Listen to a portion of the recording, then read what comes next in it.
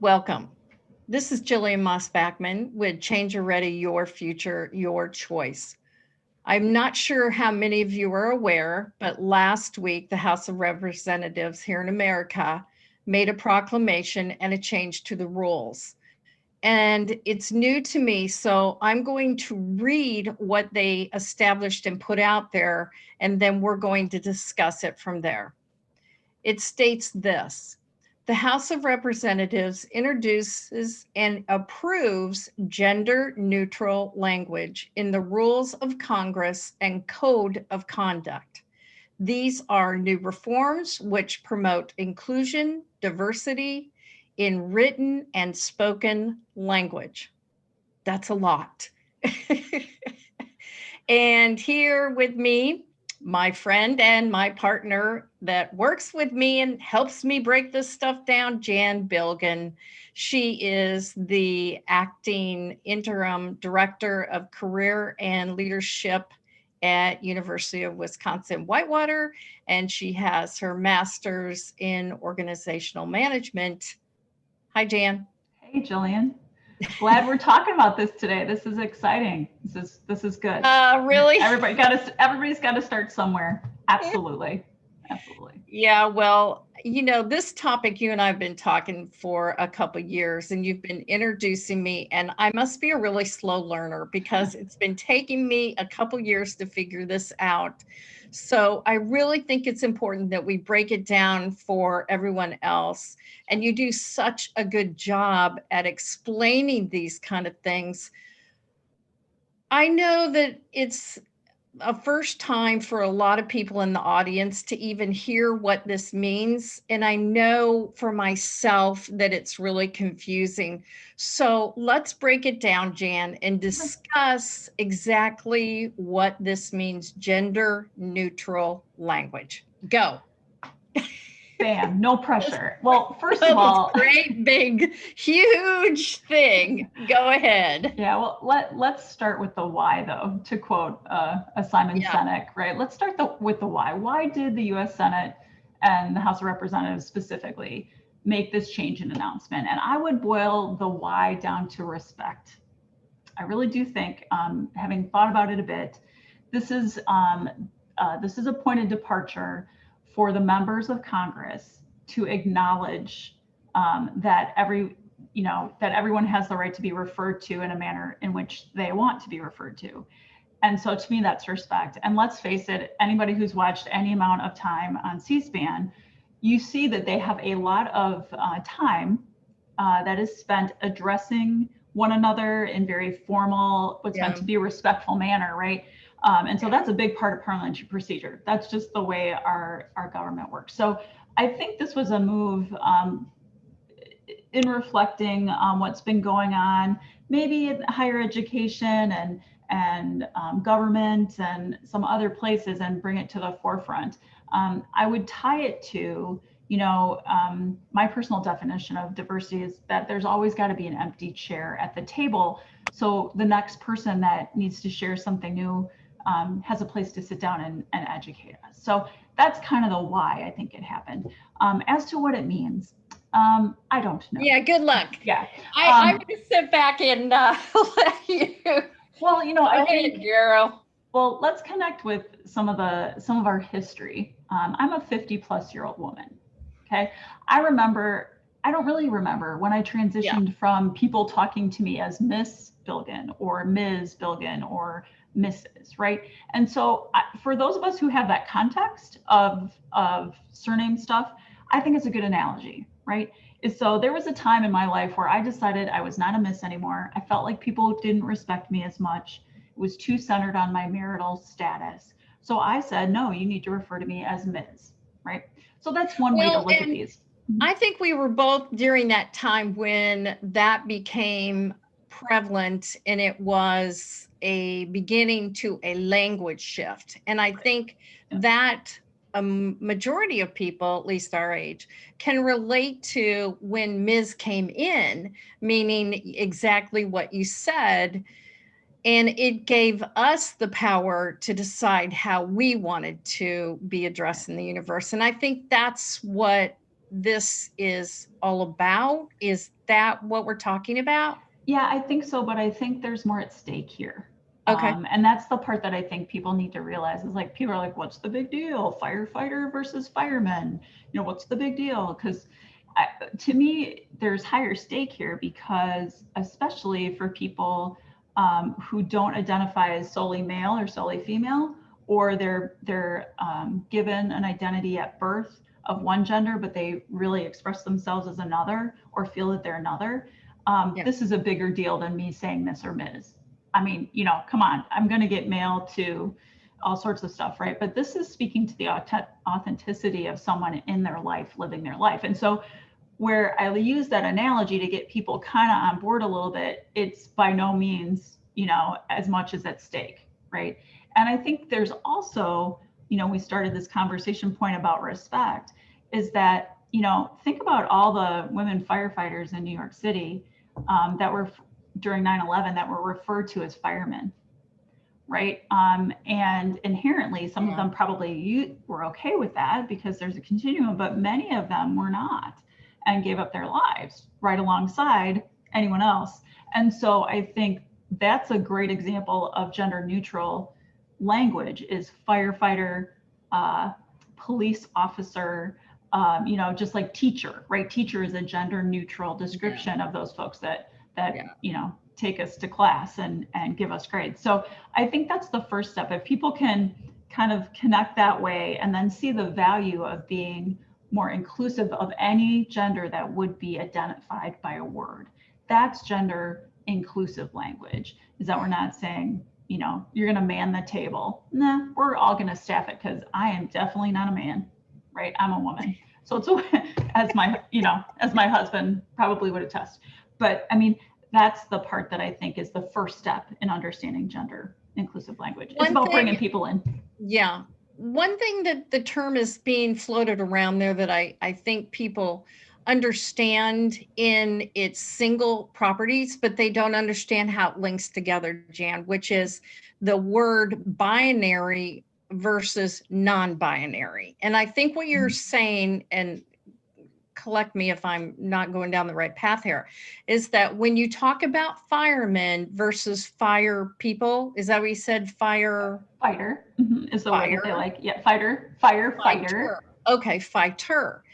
Fireman is an example of what you would term in language a binary application, a binary label, versus the fighter that you were talking about. Can you go into a little bit more of a definition of what binary actually means? I understand the concept, but just expand on that, how it works in the spoken and written language a little bit. Yeah, I think the hard part about binary, when there's two different things we're talking about here, right? We're talking about gender inclusive language, but we're also talking about gender identification also. So I want to break those two things apart, and then we'll put them back together. Okay, so the first that sounds like a good idea. Okay, because it's multi-layered. Humans are complex beings, right? Right. So when someone says binary, whether it's in computer science, gender identification, or language in general, binary means two, right? In computer world, it's a 0 or a 1, right? Correct. And when you so that's what binary. Non-binary would mean that it's not 2, that it's anything more than 2 or less than 2. Right. Right.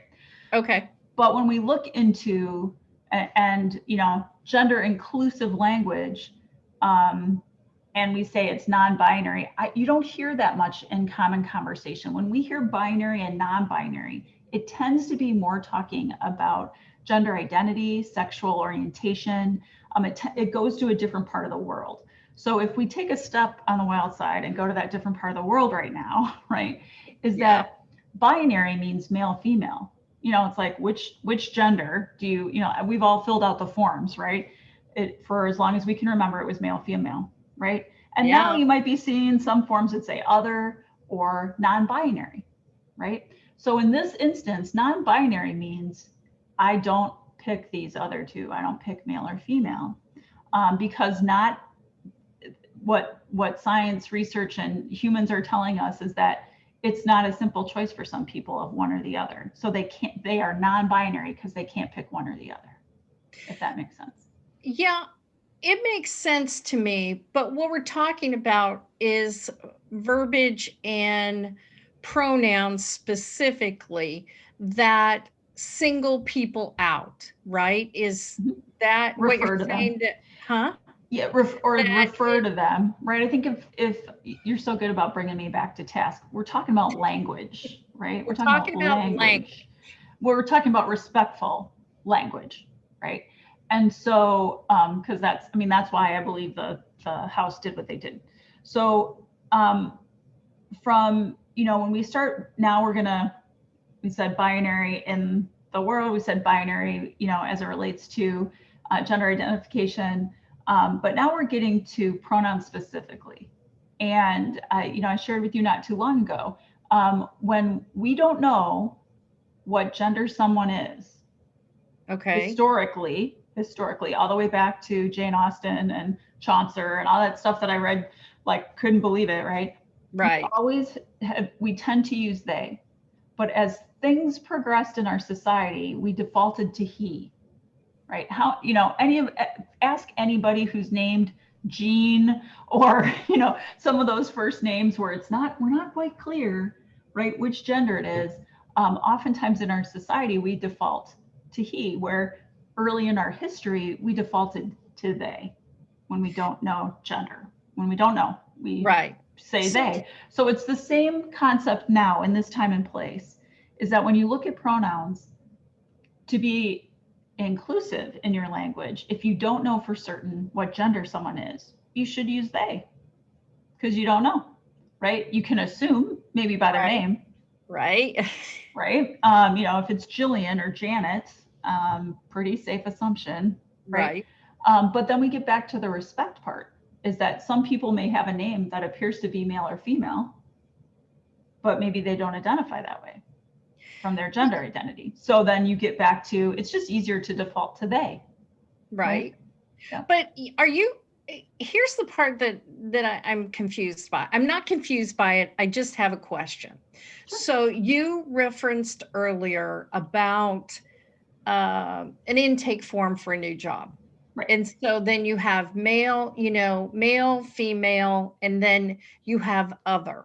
So are you telling me that you think the word other is more respectful to the people that you're talking about, or to the world, to use to classify them as other is more respectful than making them choose between a male or female? I have trouble with that. I don't have trouble with it. I just don't know what the other answer is, Jan. I mean, is there another option that people, I mean, I don't want to go around calling people they and other. That seems a little disrespectful too. Yeah, no, I'm not advocating calling someone other. No, I'm not advocating that. So no, but I mean, it says it on the intake form. Right. And I've seen that. Okay. Yeah. So, yeah. I'm not talking about you. I'm talking about, I know. Just in general. Well, I guess part of it is that I think what we're seeing is a natural evolution to a place that we need to have been probably 10 years ago. So let's use that. Let's use the intake form. Okay. If the question, typically it says gender, right? Yes. Male, female, and then a blank if you're lucky, right? Because or it says other, or it says prefer not to share. There are all these things that we as a society are trying to acknowledge, that there are people that are not binary. They don't identify as male or female. It would be more kind to say, what pronouns do you want us to use, or what was your gender, or what was your gender at birth, right? Because unfortunately, we label everybody based on plumbing, right? But what we know from psychological studies, scientific research, that there are people out there who do not identify with the physical attributes that their body is born with, right? And so I think we're evolving, slow as it may be, right? We're evolving to try to acknowledge those folks And so this is the ugly period of that. There was an uglier period prior to where we are now, because we have evolved a bit, right? Because we've tried other or a blank space, right? Okay. But I think the bigger lesson to be learned is that first we must admit and acknowledge and respect that there are people who cannot choose male or female because they don't identify as either. And okay, that's a big, and you know what though, Jan, that's a really big stretch for people. Absolutely. I mean, I consider myself very mainstream. However, my career has taken me down the path where I know what you're talking about because of my path that I've done professionally. Right. But we're talking about mainstream people out, in the thing, and then the legislation comes in and says this is what we're going to do. That's an awful big stretch for people to first accept what you're saying, which is there's people that identify closer to they than a pronoun of he or she, right? Yeah, but I agree with you, but that's not what Congress did. Congress is on the evolutionary scale. They're back a couple years from where we're talking with pronoun identification. Right? Okay. They're back here. If I don't know which way to go on Zoom, but they're whichever years, they're behind. We'll put it that way. They're just saying that instead of saying grandfather or grandmother, they're going to say grandparents. They're going to say grandparents. Why? Because that's everybody, right? You're a grandma, or you'll be a grandmother. I'll be a grandmother. Why? Because we identify as female, right? And those are the words that we identify with. But what they're saying in their writing and their addressing of people, and when they reference people, they want to do it in a gender neutral way, like firefighter, grandparent, police officer. So they don't have to go down the path of excluding, right? Now, the next step in the evolutionary phase of this is you have gender inclusive language, but then you have gender inclusive belief, which is if Sally says, I don't really see myself as male or female, I'd really like people to refer to me as they, that's us being respectful of what they're telling us. And it's a lot easier on a one-to-one basis, right? We all know that. We have friends, right. It's the same thing as, do you prefer me saying that you're gay or that you're, it's easy one-on-one, but it's when we try to do something globally or in group that it becomes a lot harder for people to handle. I mean, even folks that are mainstream that don't have some of the experiences that you have, if they have a friend who's transgender, they're going to understand the whole continuum of, are you male? Are you female? No, I'm going to use they, right? Or I was born female, but now I'm going to be male, right? I mean, it's hard work, but I think it all boils down to one thing, and that is really just respecting the concept of that what we've had in the past doesn't have to stay that way, that we can evolve. And I think, that's part of human evolution. I'm an evolution theorist, but I'm also a Christian, right? But I think that's the crux of it. And it gets wrapped up in gobbledygook of, forms and in writing what's acceptable grammar wise. And we kind of run home to the easy rules to try to cope, and the easy rules aren't helping us. They just don't. So part of it is like we have to suspend our sense of rigidity and just say, hey, you want to use they, you want me to use they, more power to you. Or I'm writing an article about folks that I don't know what their gender is, or that there's both, there's male and female people represented in this group. Okay, I'll use they, or I'll use inclusive language. It's about a journey. It's not about a single stop. You ain't a kidding. It's about a journey. No, okay. Now, I am going to read my notes because I want to give you some ideas about what's being said out there. As you can imagine, and I'm sure some people have already been involved in seeing the rebuttal on this, but what they are saying is that this is a conflict of ideology, meaning that in your world, and I'll just say your world, it's not my world because I'm trying to learn how to be a part of the world. And I'm not there yet, but you've been taking me in very slow pieces, which we'll discuss in a minute. But you know what they are saying is that that a lot of these people, not you, but the non-binary side is saying that it's very progressive and inclusive, which is what you just basically said, right? And that it's about non-binary labels and diversity, which we have not talked about. And they're saying that this is by changing the words, it creates efficiency and honoring to each person. Excuse me.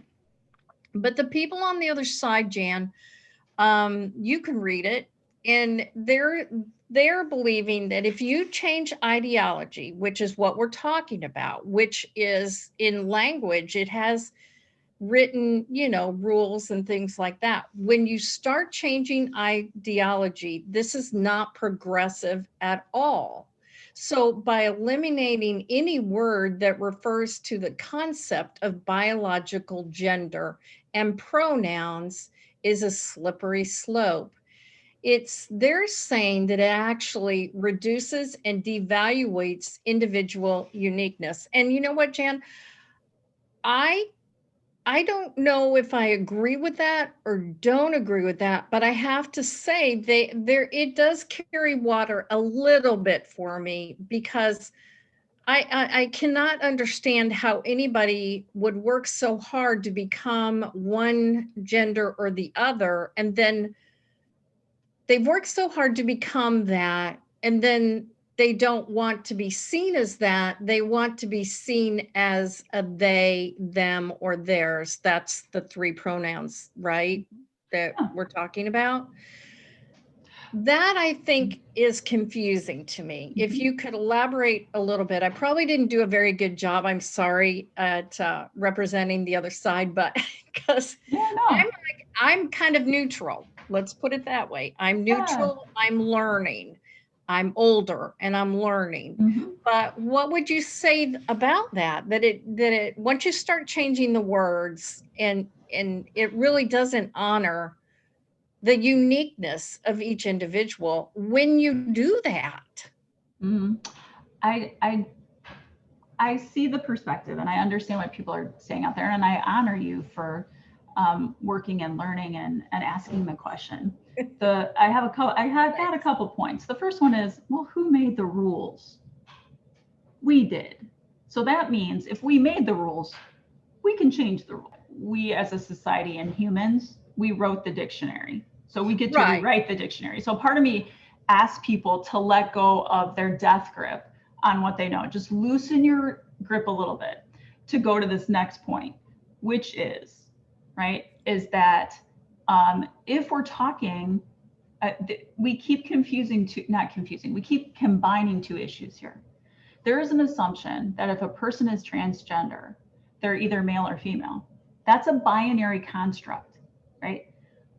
What people and studies and what we're talking about today is that it would be better if we could embrace a non-binary construct, which means people can choose one of three. They can choose male, they can choose female, or they can choose a gender neutral or non-binary because they really don't identify strongly with male or female. That's what we're talking about in that instance. And then, if we look at it like through that lens, then we're not being disrespectful when we say they, because the folks that don't identify as male or female, that is the pronoun that they want us to use for them because it's neutral and it doesn't push them to one side or the other. Now, that's talking about gender identity. But when we talk about gender inclusive language, I'm going to go to the wall with you on this one, and anybody else who wants to come on board, is that in our society, there are very few monikers that can only be one gender. Very few. So in place of that, why can't we embrace the use of language that acknowledges people without associating a specific gender? So we'll go back to our other examples.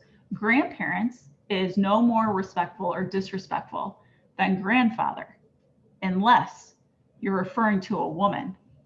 And then it's disrespectful because she's a grandmother, right? But if we're talking in the sense of a whole, grandparent, they're both grandparents, right?